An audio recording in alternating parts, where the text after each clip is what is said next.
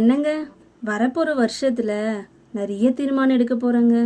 நிறைய தீர்மானமா? அப்படி என்ன தீர்மானம் எடுத்த? சினிமா பார்க்க மாட்டேன், குறை பேச மாட்டேன், கோபப்பட மாட்டேன், அதிகமா மொபைல் பார்க்க மாட்டேன். Wait wait wait wait wait தீர்மானம் எடுக்கிறது தப்பு இல்லை. அதே நியூ இயர்க்கு அப்புறம் தீர்மானம் எடுக்கிற? அட, புது வருஷத்துல தானங்க எப்பவும் தீர்மானம் எடுப்போம். சரி, போன வருஷம் தீர்மானம் எடுத்தியே, அது நிலைச்சு நின்னியா? இல்லைங்க, ஒரு மாசம் கூட நிலைச்சிருக்க முடியல. ஏன் நிலைச்சு நிற்க முடியல அப்படின்னா, வருஷத்துக்கு ஒரு தடவை தீர்மானம் எடுக்கிறவங்களால நிலைச்சு நிற்க முடியாது. அப்படியாங்க? அப்போ நம்ம எப்போ தீர்மானம் எடுக்கணும்? தேவ பிள்ளைகளாகிய நாம அனுதினமும் ஜெபிக்கணும், அனுதினம் வேதம் வாசிக்கணும். அப்போ ஆண்டவராய் கர்த்தர் நம்மோடு கூட பேசுவார். அப்படி ஆண்டவர் எந்த காரியத்தை குறித்து பேசுகிறாரோ அந்த காரியத்துக்கு உடனே நம்ம கீழ்ப்படிந்து நாம் அதில் தீர்மானம் எடுக்கணும். ஓ, அனுதினமும் தீர்மானம் எடுக்கணுமா? நான் நியூ இயர் அன்னைக்கு தான் எடுக்கணும்னு நினச்சேன். அப்படி அனுதினமும் தீர்மானம் எடுத்தாதான் பாவம் செய்யாதபடி ஆண்டவர் நம்மை காப்பார். சரிங்க, ஆண்டவர் பேசும்போதெல்லாம் தீர்மானம் எடுப்பேன். அப்போதானே நம்ம பாவம் செய்யாம வாழ தேவன் உதவி செய்வார். ஓகே. செய்ய மாட்டேன்னு தீர்மானம் எடுத்திருக்கிறியா? எதுவும் செய்யணும்னு தீர்மானம் எடுக்கலையா? ஆமாங்க, இந்த புது வருஷத்துல ஜெபிப்பேன்னு தீர்மானம் எடுத்திருக்கேங்க. அப்படியா? Super super super. போன வருஷமும் இப்படிதான் தீர்மானம் எடுத்தேங்க, ஆனா ஜெபிக்க முடியலங்க. ஜெபிக்கணும்னு தீர்மானம் எடுத்தோம், நம்மளால ஏன் ஜெபிக்க முடியல அப்படின்னா, நம்ம நமக்காக மாத்திரம் சுயநலமாக ஜெபிக்கணும்னு தீர்மானம் எடுத்தா நம்மளால ஜெபிக்க முடியாது, தேவனோடு இணைக்கப்பட முடியாது. ஆமாங்க, நான் எனக்காக, நம்ம குடும்பத்துக்காக, நம்ம ஆசிர்வாதத்துக்காக, நம்முடைய உயர்வுக்காக, நமக்காக மட்டும்தாங்க ஜெபம் பண்ணினேன். அதனால தான் நான் தொடர்ந்து ஜெபிக்க முடியல போல. 1 சாமுவேல் 12ஆம் அதிகாரம் அதில் 23ஆம் வசனத்துல, நானும் உங்களுக்காக விண்ணப்பம் செய்யாது இருப்பேன் ஆகில் கர்த்தருக்கு விரோதமாக பாவம் செய்கிறவனாய் இருப்பேன் என்பதாக சாமுவேல் தீர்க்கதரிசி இஸ்ரவேல் ஜனங்களிடத்தில் கூறியிருக்கிறார். அப்படின்னா நம்ம ஜெபிக்கணும். எதுக்கு ஜெபிக்கணும் அப்படின்னா, நமக்காக மாத்திரமல்ல, அழிந்து போகிற ஆத்துமாக்களுக்காக, பிற ஜனங்களுக்காக ஜெபிக்கணும்.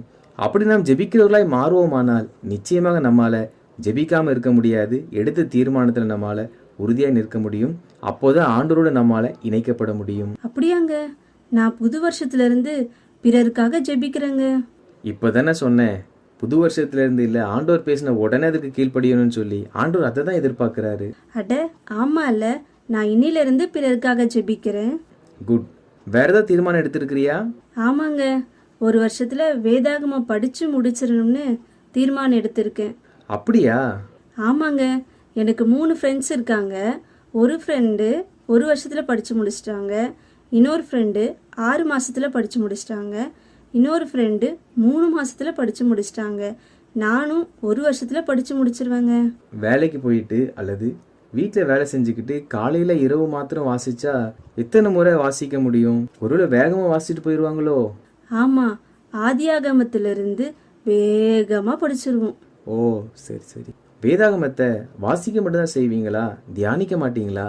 தியானிக்க மாட்டோங்க, வாசிக்க மட்டும்தான் செய்வோம். வேதத்தை முழுவதும் வாசிக்கிறது உண்மையில ரொம்ப ஒரு நல்ல பழக்கம். ஆனா தேவ பிள்ளைகளாகிய நாம 2 அல்லது 3 முறை வேதாகமத்தை வாசித்து அதனுடைய சம்பவத்தை அறிஞ்சுக்கிட்ட பிற்பாடு நாம் அனுதினமும் வசனத்தை தியானிக்கணும். அப்போ நம்ம தினமும் வேதம் வாசிச்சு தியானம் பண்ணணுமா? எஸ். 1ஆம் சங்கீதம் 2ஆம் வசனத்துல, கர்த்தருடைய வேதத்தில் பிரியமாயிருந்து இரவும் பகலும் அவருடைய வேதத்தில் தியானமா இருக்கிற மனுஷன் பாக்கியவான் என்பதாக சொல்லப்பட்டிருக்குது. அதனால நாம பிரியப்பட்டு இரவும் பகலும் வேதாகமத்தை வாசிக்கிறவர்களாக மாத்திரம் இல்லாம அதை தியானிக்கிறவர்களாய் காணப்படணும். தியானிக்கிறவர்கள் தான் பாக்கியவான்களா இருக்க முடியும். அப்படியாங்க?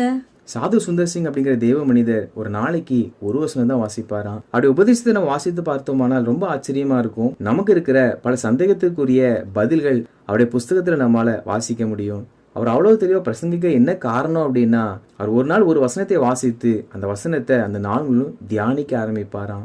அப்போ நான் இனிமே வேகமாக வேதம் வாசிச்சுட்டு போகாம இரவும் பகலும் தியானிக்க போறேங்க. இந்த பதிவின் மூலமாக வழக்கமாக நாம் எடுக்கும் தீர்மானத்தில் எப்படி நிலைத்திருக்க வேண்டும் என்பதை அறிந்து கொள்ளுவீர்கள் என்று கர்த்தருக்குள் விசுவாசிக்கிறோம். புது வருஷத்துல இருந்து தான் பாவம் செய்ய மாட்டேன், ஜெபிப்பேன், வேத வாசிப்பேன் என்று தீர்மானம் எடுக்காமல், இன்றே ரட்சணை நாள் என்று வேதம் சொல்லுகிறபடி கர்த்தர் பேசின உடனே தீர்மானம் எடுப்போம். அப்பொழுதுதான் தேவன் நமக்கு உதவி செய்வார். தீர்மானம் எடுத்து நம்ம ஜெபிக்க முடியாமல் போக காரணம் நாம் நமக்காக மாத்திரம் ஜெபிப்பதாலேயே. எனவே தேவ பிள்ளைகளாகிய நாம் நமக்காக மாத்திரமல்ல, நம் தேசத்திற்காக, அதிகாரத்தில் இருக்கிறவர்களுக்காக, அழிந்து போகிற ஆத்துமாக்களுக்காக, பிரச்சனையில் இருக்கிற பிறருக்காக ஜெபிக்க ஆரம்பிப்போம். ஒரு நாளும் நம் ஜெப வாழ்க்கை என்பது தடைபடாது. கர்த்தர் நம்மை அதிகமாக ஜெபிக்க வாஞ்சி விருப்பத்தையும் கொடுத்து அவர் நம்மை ஜெபத்தில் நடத்துவார். போன வருஷம் மாதிரி இந்த வருஷமும் வேதத்தை வாசிப்பேன் என்று தீர்மானம் எடுக்காமல் வேதத்தை தியானிப்பேன் என்று தீர்மானம் எடுப்போம். நாம் தீர்மானம் எடுத்து வேதத்தை தியானிக்க ஆரம்பித்தால் ஆவியானவர் ரகசியங்களையும் மறைபொருள்களையும் சத்தியங்களையும் நமக்கு வெளிப்படுத்துவார். ஆண்டவராகிய இயேசு கிறிஸ்துவின் நாமத்தில் இனிய புத்தாண்டு நல்வாழ்த்துக்கள்.